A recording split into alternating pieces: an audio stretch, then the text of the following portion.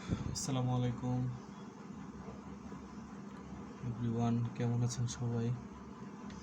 আজকে আমরা সপ্তম শ্রেণীর অনুশীলনী 2.1-এর 7 নম্বর অঙ্কটি করব।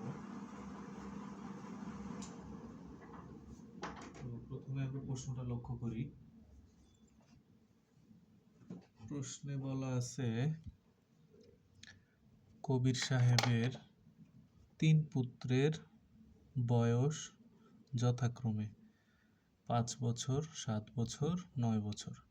তার মানে একটা ছেলের বয়স 5 বছর, আর একটা 7 বছর, আর একটা হচ্ছে 9 বছর।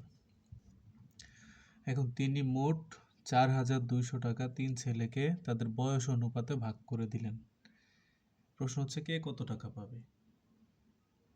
কবির সাহেব যে টাকাটা ভাগ করে দিলেন সেটা যেই ছেলের বয়স 5 তাকে দিছে 5 ভাগ, যে ছেলের বয়স 7 বছর তাকে 7 ভাগ, যে ছেলের বয়স 9 বছর তাকে 9 ভাগ। তাহলে এখানে ভাগের অর্থাৎ অনুপাতটা আমরা জানতে পারি, বলছে যে বয়স অনুপাতে। তাহলে টাকার অনুপাতটা আমরা জানতে পারি, কিন্তু কে কত টাকা পেয়েছে সেটা আমরা এখনো জানি না, সেটা আমরা জানবো। আচ্ছা, কিভাবে জানবো? প্রথমে হচ্ছে ছেলেদের বয়সের অনুপাতটা লিখি।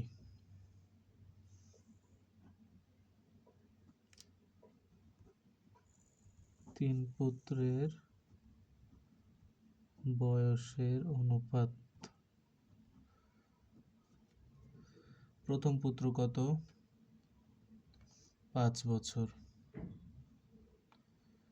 দ্বিতীয় পুত্র 7 বছর। তৃতীয় পুত্র 9 বছর। আচ্ছা, বয়সের অনুপাতেই তারা এক একজন টাকা পেয়েছে, তাহলে বয়সের অনুপাত যা, টাকার অনুপাতটাও একই হবে।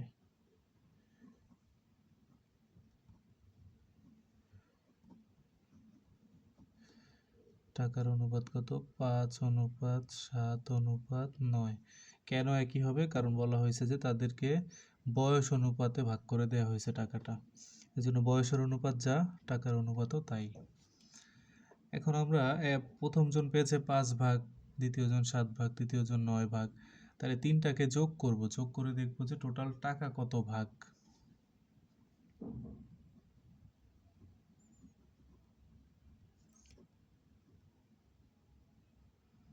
অনুপাতের যোগফল 5 যোগ 7 যোগ 9 কত আসে?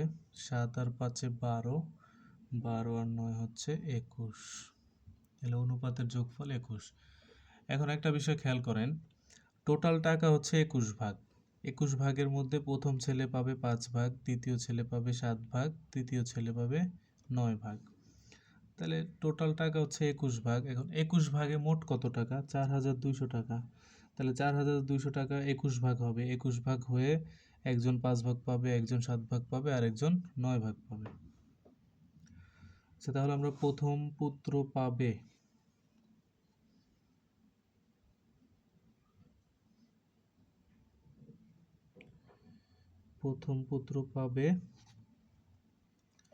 টোটাল টাকা কত? 4,200। প্রথম ছেলে পাবে 4,200 এর মোট হচ্ছে 21 ভাগ, তার থেকে পাবে হচ্ছে 5 ভাগ। তাহলে 21-এর 4,200 টাকার, সরি এখানে এর পরিবর্তে টাকার লিখলে ভালো হয়। তাহলে 21-এর কত ভাগ? 5 ভাগ।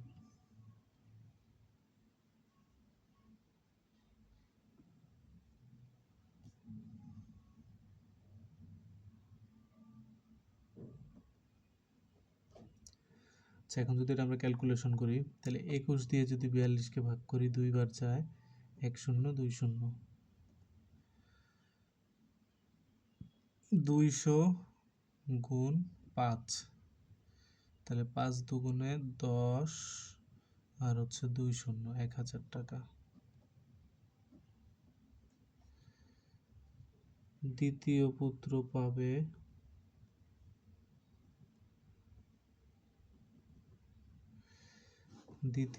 পাবে টোটাল টাকা যা সেটা সেমই থাকবে, 4,200 টাকার অনুপাতের যোগফল কত? 21।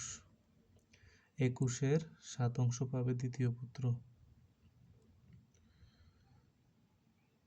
ভাগ বা অংশ যে কোনো একটা লিখলেই হয়। একইভাবে এখানে ভাগ করলে আসে 200, 7 দুগুণে 1400। সুতরাং তৃতীয় পুত্র পাবে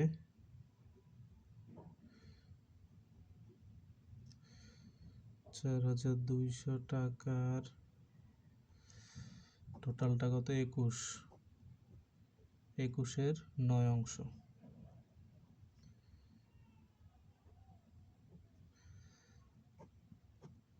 200, 9 দুগুণে 1800।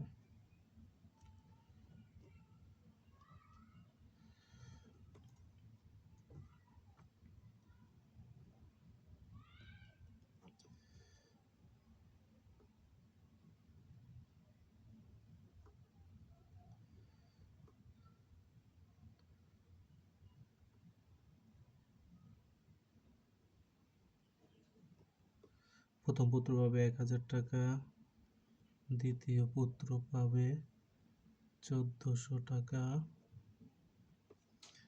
তৃতীয় পুত্র পাবে 1,800 টাকা।